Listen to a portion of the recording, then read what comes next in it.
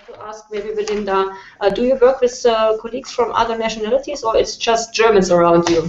What's about the international life in your research group in the hospital you're working in?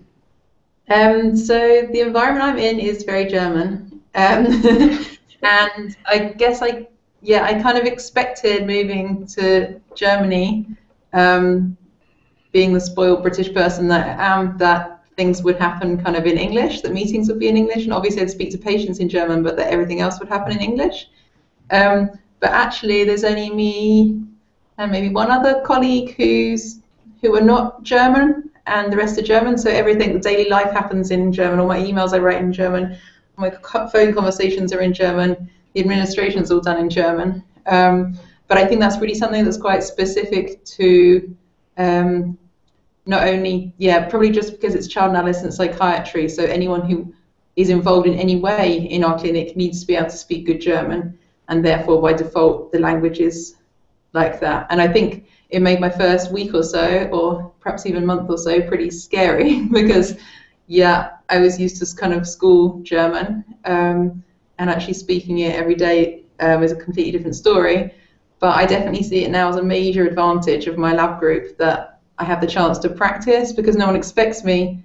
People are expecting me to speak German, and so anything I can do is a bonus. And I think if I could speak English to them, if it was socially acceptable to speak English to them, I probably would. I think, I can't pretend like I would try and make the effort to keep speaking German. So that has really helped me to learn the language. It was kind of a bit of a throw in at the deep end, but it means that my German's now got much more fluent than it would have been otherwise, I think, which has helped me socially.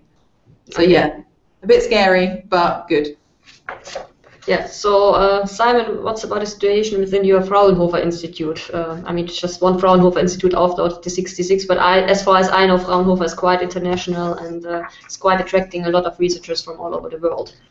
For sure, but I would also echo what Belinda was just saying, because I was also quite surprised when I first moved here, and I would guess like around 60% of the people are actually German or fluent German speakers, which was a bit different. Of course, in Ireland, people who were speaking English was not a problem for me, but most of the people were international, the majority, and here the vast majority, I would say, they're either German or like people who can speak German fluently.